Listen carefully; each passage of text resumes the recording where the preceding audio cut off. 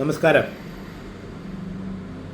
ഇന്ന് എല്ലാ വാർത്തകളുടെ ഇടയിലും കണ്ട ഒരു തമാശ ആയിട്ടുള്ള ഒരു വാർത്തയായി തോന്നിയതാണ്. അതായത് AMMA നേതൃത്വത്തിൽ നിന്ന് ശ്വേതാ മേനോനെ പുറത്താക്കാൻ അമ്മയുടെ പെൺമക്കൾ എന്ന് പറഞ്ഞുകൊണ്ട് അതിലെ സ്ത്രീകൾ തന്നെ രംഗത്ത് വരുന്നു എന്ന് കേട്ടപ്പോൾ എനിക്ക് വളരെയധികം അത്ഭുതം തോന്നി. ഈ സ്ത്രീകൾ ഒരിക്കലും ഒന്നിച്ചു നിൽക്കില്ല എന്നതിനുള്ള ഏറ്റവും വലിയൊരു ഉദാഹരണമാണ് ഇതിൽ നിന്ന് നമുക്ക് കാണാൻ സാധിക്കുന്നത്.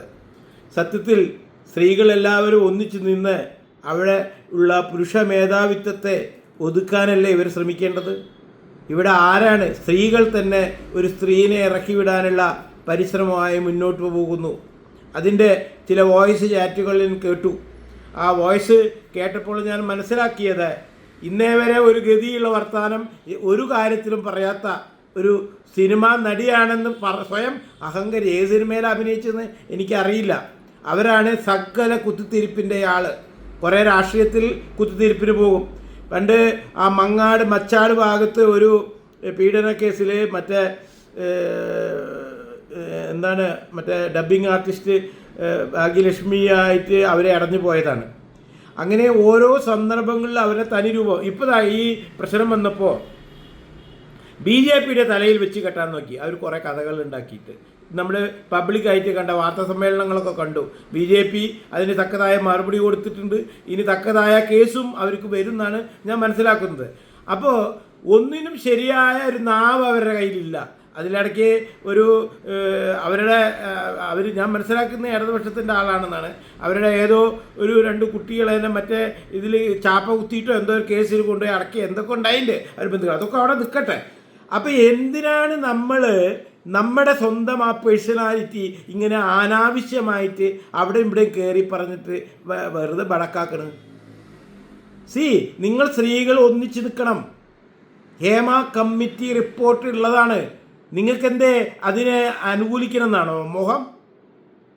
ഈ ഹേമ കമ്മിറ്റിയിൽ പോയി നിങ്ങളുടെ ഉള്ളിലുള്ള സഹോദരിമാർ തന്നെ വളരെ വ്യക്തമായ തെളിവോട് കൂടിയിട്ടാണ് ആ ഹേമ എന്ന് പറയുന്ന ആ ജഡ്ജ് ആ റിപ്പോർട്ട് ഉണ്ടാക്കിയിരിക്കുന്നത്.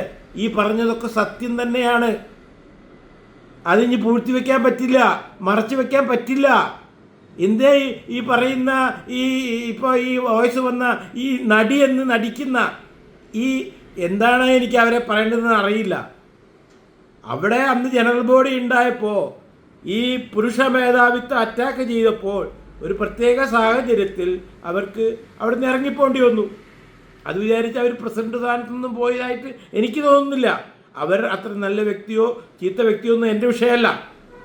പക്ഷേ എൻ്റെ വിഷയം ഒന്നേ ഉള്ളൂ, സ്ത്രീകൾ ഒറ്റക്കെട്ടായി നിൽക്കണം. ആ ഒറ്റ ഒരുമയില്ലായ്മയാണ് നിങ്ങളുടെ നടിയെ പകൽ പീഡിപ്പിച്ച് ബലാത്സംഗം ചെയ്ത കേസ് പോലും തള്ളിപ്പോയത്. നിങ്ങൾ ആ കേസിൽ സാക്ഷി പറയാൻ പോയ ആളാണെന്ന് എനിക്കറിയില്ല. കാരണം പോലീസ് സ്റ്റേഷനിൽ 52 പേരും സത്യം പറഞ്ഞിട്ട് കോടതിയിൽ പോയപ്പോൾ മാറ്റി പറഞ്ഞു. നിങ്ങൾക്ക് അതിനെന്തെങ്കിലും അഭിപ്രായം ഉണ്ടോ? നിങ്ങളുടെ കമ്മിറ്റിയിലെ പഴയ കണക്ക് കൊടുക്കാതെ ഈ പറയുന്ന വനിതാ പ്രസിഡന്റ് വെള്ളം കുടിക്കുമ്പോൾ അവരെ സഹായിക്കാതെ എന്തെങ്കിലും പറഞ്ഞ് നിങ്ങൾ ക്യാൻവാസിങ്, നിങ്ങളുടെ രാഷ്ട്രീയ സ്വഭാവം ഇതിൻ്റെ ഉള്ളിൽ എടുക്കരുത്.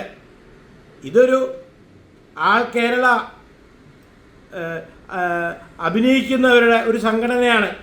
ആ സംഘടനയിലുള്ള ഏറ്റവും വലിയ പ്രശ്നം പുരുഷ മേധാവിത്വമായിരുന്നു. അതിനൊരു മറുപടിയായിട്ടാണ് കഴിഞ്ഞ വർഷം ഒരു സ്ത്രീ അതിൻ്റെ തലപ്പത്ത് വന്നത്. അവരെ കുറച്ചു കാലം ഭരിക്കാൻ അനുവദിക്കുന്നേ. നിങ്ങൾക്ക് എന്താ ഇത്ര കണ്ണുകടി? നിങ്ങളുടെ പ്രശ്നം എന്താണ്? നിങ്ങൾ കുറച്ച് BJPയുടെ തലയിൽ വെച്ച് കെട്ടാൻ നോക്കി. കഴിഞ്ഞ കുറേ പ്രശ്നങ്ങൾ BJPക്ക് സ്ഥാനാർത്ഥി എന്ത് വർത്താനോടോ നിങ്ങൾ ഈ പറയണത്? ഈ ലേഡി എവിടുത്തെ സാധനം? ഇന്ന് ഇന്ത്യയിലെ ഏറ്റവും വലിയ പാർട്ടിക്ക് സ്ഥാനാർത്ഥിയെ നിർത്താൻ നിങ്ങളുടെ ഈ നാറ്റ കമ്പനിയുടെ പ്രസിഡന്റ് വേണോ സ്ഥാനാർത്ഥി ഉണ്ടാക്കി കൊടുക്കാൻ? നിങ്ങൾ ആരാണിത് പഠിപ്പിച്ചത്? എന്ത് കണ്ടിട്ടാണ് നിങ്ങളിങ്ങനെയൊക്കെ പറഞ്ഞത്? ആരോട് കണ്ടിട്ടാണ് നിങ്ങളിങ്ങനെയൊക്കെ സംസാരിച്ചത്? BJPയുടെ സ്ഥാനാർത്ഥികളെ ഉണ്ടാക്കുന്നത് നിങ്ങളുടെ അതിൻ്റെ ഉള്ളിൽ നിന്നല്ലേ? അപ്പോൾ ഇത്തരത്തിലുള്ള ഇത് നടത്തുമ്പോൾ നിങ്ങൾ സൂക്ഷിച്ചിട്ട് വേണം. നിങ്ങൾ ഒരു ശരിയായ ലേഡിയാണെങ്കിൽ നിങ്ങൾ ഒറ്റക്കെട്ടായി സ്ത്രീകൾ പൊരുതുകയാണ് വേണ്ടത് നിങ്ങളുടെ നീതിക്ക് വേണ്ടിയിട്ട്. നിങ്ങളുടെ ഉള്ളിലെ സ്ത്രീകൾ പറഞ്ഞു കൊടുത്ത യഥാർത്ഥ കഥകളാണ് ഹേമ കമ്മിറ്റി റിപ്പോർട്ട്. നിങ്ങളുടെ ഒപ്പമുള്ള ഒരു സഹോദരിയുടെ പീഡന ബലാത്സംഗ കേസാണ് കോടതിയിൽ തള്ളിപ്പോയത്. ആ കേസ് വീണ്ടും ഇപ്പോൾ നിങ്ങളുടെ ഇടയിലെ ചിലരൊക്കെ കൂടി ഒരു അതിജീവിത ട്രസ്റ്റ് എന്ന് പറഞ്ഞ് കൊടുത്തിട്ടുണ്ട്. നിങ്ങൾക്ക് കഴിവുണ്ടെങ്കിൽ അതിന് ക്യാൻവാസ് നടത്തിയിട്ട് ഈ തെളിവ് കൊടുക്കാൻ നോക്ക്, അല്ലാതെ ഈ വൃത്തികേട് അതിൻ്റെ ഉള്ളിൽ നിന്ന് കളിക്കാതെ. ഇത് ഉണ്ടാകുമ്പോൾ, നല്ല കാര്യങ്ങൾ ചെയ്യുന്നത് കാണുമ്പോൾ ജനങ്ങൾക്കൊരു പ്രതീക്ഷയുണ്ടായിരുന്നു. ഇപ്പോൾ നിങ്ങൾ മുഴുവൻ കുത്തിത്തിരിപ്പാണ്. നിങ്ങൾ പരസ്യമായിട്ട് ഇവിടെ വിളിച്ചു പറഞ്ഞത് നിങ്ങളുടെ പല്ലിൻ്റെ ഇടയിൽ എച്ചിൽ കുത്തി നാട്ടുകാർ മുഴുവൻ മണത്ത് നാറി നിൽക്കുകയാണ്. വീണ്ടും നിങ്ങളുടെ ശബ്ദം ഇപ്പോൾ കേട്ടുകൊണ്ടിരിക്കുകയാണ്. ഇപ്പോൾ ശബ്ദമായിട്ടാണ് കേൾക്കണത്. നിങ്ങൾ പ്രസ് റിലീസായിട്ട് വന്നിരുന്ന് ചലച്ചില്ലേ, BJPക്ക് സ്ഥാനാർത്ഥി ഉണ്ടാക്കി കൊടുക്കുക. അത്ര നാണല്ലേ നിങ്ങൾക്ക്? നിങ്ങൾ ഏത് ലോകത്താണ് ജീവിക്കുന്നത്?